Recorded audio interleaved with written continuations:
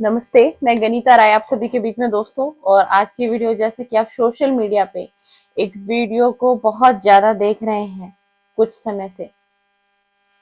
ये वीडियो है अतुल सुभाष की, जिन्होंने आत्महत्या करी।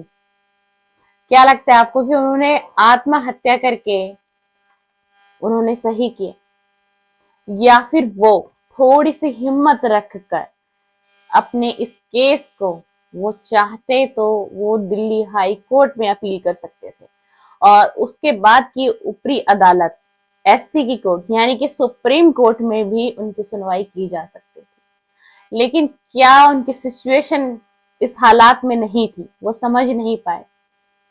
क्योंकि उस व्यक्ति का तकरीबन 80 मिनट का एक वीडियो रिलीज हो रहा है सोशल मीडिया पे, जो उन्होंने सुसाइड से पहले बनाया, और उसमें उन्होंने अपनी सारी बीती घटना बताई, अपनी पत्नी के बारे में बताया और अपने ससुराल वालों के बारे में बताया।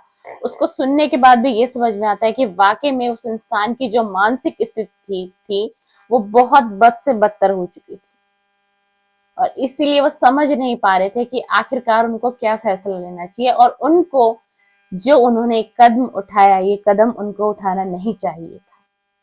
तो मैं आप सभी से सबसे पहले ये कहना चाहूंगी वीडियो की शुरुआत में ही, कि किसी की भी कोई ऐसी सिचुएशन हो, खास तौर से मैं मेल के बारे में आज बात करना चाहूंगी। देखिए, मैं भी वुमेन शेल से हूँ, और आज मुझे ये वीडियो बनाते हुए मतलब मैं क्या फील कर रही हूँ, मैं इस वक्त बोल नहीं सकती आपको। बट वाकई में उस व्यक्ति के साथ बहुत गलत हुआ। जितनी भी जानकारी मिल रही है, जो भी उनके वीडियो से मिली, क्योंकि उन्होंने बिल्कुल वीडियो रिलीज किया है, तो उसमें तो हम उलटफेर कह ही नहीं सकते। हम ये भी नहीं कह सकते कि ये सच है या झूठ है।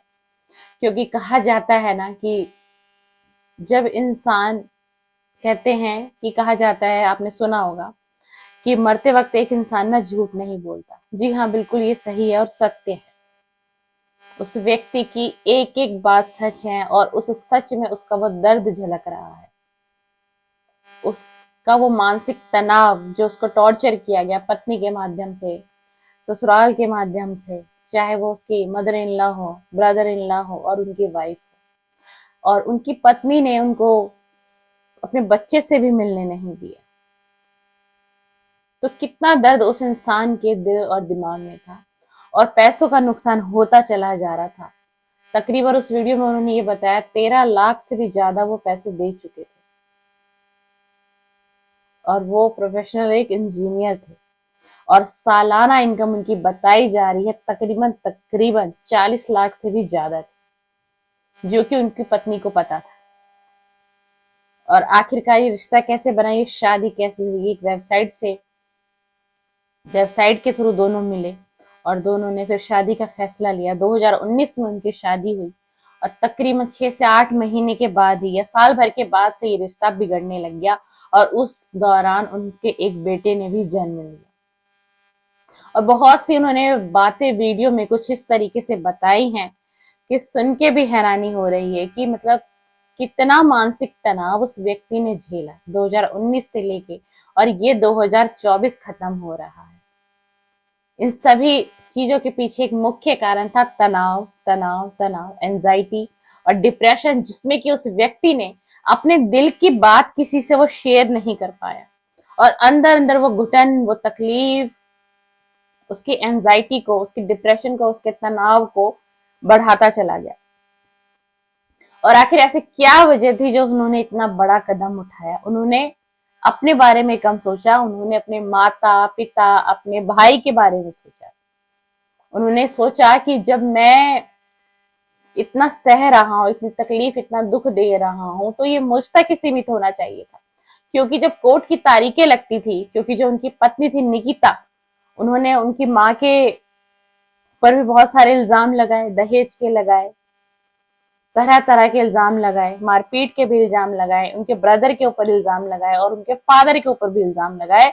और वो लोग रहते थे बिहार के एक समस्तीपुर जिले में, जिसमें कि उनको कोर्ट की तारीख के लिए बिहार से आना पड़ता था, और उनका ब्रदर दिल्ली में रहता था। तो हर किसी को बहुत तकलीफ होती थी आने में जाने में। और आप सभी जानते हैं कि कोर्ट में कोई भी चीज इतनी आसानी से नहीं होता, तारीख पे तारीख भुगतनी पड़ती है। कई बार वकीलों की स्ट्राइक हो जाती है, कई बार जज छुट्टी पे चले जाते हैं, और कई बार कोर्ट अचानक ही एक मैसेज आता है कि आज कोर्ट नहीं लगेगी। आखिरकार उसमें उस व्यक्ति का क्या कसूर और उसके परिवार का क्या कसूर था? आखिरकार कहेंगे शादी ये षड्यंत्र तो ही नहीं था, सिर्फ पैसे को लेने के। मैं सभी महिलाओं को भी अपनी वीडियो से ये कहना चाहूंगी कि अगर आप अपने मैरिज में खुश नहीं है, अपने शादीशुदा जीवन में खुश नहीं है, तो इसको एक धंधा ना बनाएं। मैं भी खुद एक फीमेल हूं, लेकिन मैं भी कहना चाहूंगी, और आज मैं फीमेल के लिए इतने कड़वे शब्द का प्रयोग कर रही हूँ क्योंकि मैं भी देखती हूँ हर जगह सच्चाई नहीं होती, हर जगह फीमेल्स की सच्चाई नहीं होती। पुरुष की जहां मात्र 25% गलती होती है, वहां एक फीमेल उस गलती को 25 से 75% में बता के, दिखा के, समझा के पेश कर देती। आखिरकार उसको अपने पति से अलग होना होता है, आखिरकार उसको एक मेंटेनेंस चाहिए होता है, आखिरकार उसको एक पैसा चाहिए होता है। लेकिन मैं ये भी कहूंगी कि हर फीमेल ऐसी नहीं भी होती, लेकिन जो अतुल सुभाष के साथ हुआ उसमें उसका कसूरवार सिर्फ और सिर्फ वो फीमेल थी, यानी कि उनकी पत्नी, उनकी धर्म पत्नी निकिता थी। उन्हें सिर्फ और सिर्फ अतुल सुभाष का पैसा चाहिए था, उन्हें पति नहीं चाहिए था। उन्हें ये लग रहा था कि मैं इस तरीके से हर माह पैसा लेती रहूंगी क्योंकि पैसा अच्छा कमाता है, इसकी अच्छी इनकम है, ये मुझे पैसा देता रहेगा और मेरा गुजारा चलता रहेगा। और इन दोनों की जिंदगियों के बीच एक छोटी सी जिंदगी और पल रही थी, अतुल सुभाष का बेटा। उस बच्चे की अब जिंदगी का क्या होगा? आपको क्या लगता है, क्या पुलिस निकिता तक नहीं पहुंच पाएगी? बिल्कुल पहुंचेगी, और इस केस में न्याय भी होगा और पूरा देश भी देखेगा कि कानून की तरफ से इसमें क्या न्याय हुआ। इसमें जिसका भी नाम अतुल सुभाष ने अपने वीडियो के माध्यम से लिया है, जो लास्ट वीडियो उन्होंने रिलीज किया, पुलिस प्रशासन वहां तक पहुंचेगी और न्याय होगा। इस वक्त में न्याय के ऊपर, कोर्ट के ऊपर, जज के ऊपर, हर तरीके से देश के न्याय के ऊपर एक उंगली उठाई जा रही है, क्योंकि उसमें अतुल सुभाष ने बहुत सी ऐसी बातें की।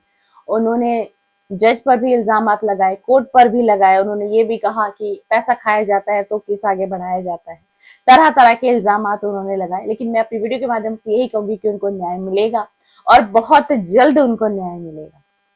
उनके साथ नाइंसाफी बिल्कुल भी नहीं होगी। और जो भी पुरुष भाई है, मैं उनसे अपनी वीडियो के माध्यम से, स्पेशली आज मैं पुरुषों के बारे में बात करना चाहूंगी कि आप लोग किसी के साथ भी कभी भी, आप किसी पारिवारिक संबंध में इस तरीके से अगर आप उलझे हुए हैं, ये आपकी भी कुछ इस प्रकार की कंडीशन है, तो आपको एंजाइटी और डिप्रेशन में और तनाव में आकर ये कदम कभी नहीं उठाना है जैसा कि अतुल सुभाष ने उठाया। इतने पढ़े लिखे होने के बाद, एक इंजीनियर होने के बाद भी वो इस व्यक्ति नहीं समझ पाया, क्योंकि उसकी मानसिक स्थिति ठीक नहीं थी और उसने अपने दिल की बात किसी से शेयर नहीं की थी। उसको अंदर अंदर घुटन हुई और उसके कारण उसका एंजाइटी बढ़ा, उसको डिप्रेशन हुई और वो समझ नहीं पाया। जितना वक्त उन्होंने 80 मिनट का वक्त लगा दिया उस वीडियो को बनाने में, उस अगर 80 मिनट में वो किसी एक अच्छे वकील से सलाह लेते, डिस्कस करते, अपने फैमिली से करते, अपने फ्रेंड से करते, तो इस समस्या का हल जरूर जरूर निकलता। आप लोग इतनी जल्दी हार क्यों मान लेते हैं? आपकी निचली अदालत के बाद भी एक अदालत और है, वो है दिल्ली हाई कोर्ट। उसके बाद भी एक अदालत और है, वो है एससी की कोर्ट, यानी कि सुप्रीम कोर्ट। आपका हक है, आपका अधिकार है, संविधान में भी ये लिखा हुआ है कि ये आपका अधिकार है।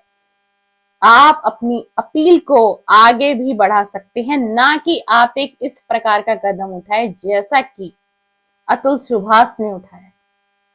इसलिए मैं आज अपनी वीडियो के माध्यम से हर पुरुष को ये संदेश देना चाहती हूँ, क्योंकि कोर्ट में न जाने कितने डाइवोर्स के केस फाइल है, कितने मेंटेनेंस के केस फाइल है, कितने डोमेस्टिक वायलेंस के केस फाइल होते हैं, और हर केस सच्चा नहीं होता। मैं एक फीमेल हूं, मैं फिर भी कह रही हूं, हर केस सच्चा नहीं होता, क्योंकि न्याय में ना फीमेल्स को सेफ रखने के लिए, वाकई में ही फीमेल्स की बात सुनी जाती है। आज मैं इस कुर्सी पर बैठ के भी मैं आपको एक सच बता रही हूँ, ये रियल है। सबसे पहले फीमेल्स की सुनवाई होती है, क्योंकि समाज इस प्रकार है, समाज में तरह तरह की गतिविधियां इतनी हो रही हैं, तो यकीन करना भी पड़ता है। लेकिन उसमें से भी बहुत से केस सच्चे नहीं होते। और उसमें एक बात मैं और कहना चाहूंगी, लेकिन ऐसा भी है, बहुत सी फीमेल बहुत कष्ट से, बहुत मानसिक डिप्रेशन से, तनाव से वो भी अपने घर परिवार में रह रही हैं, जिसके बाद एक औरत परेशान हो जाती है, उसको समझ में नहीं आता, तब वो कोर्ट का दरवाजा खटखटाती है। कुछ सच्ची औरतें भी होती, मैं ये नहीं कहूंगी आपको।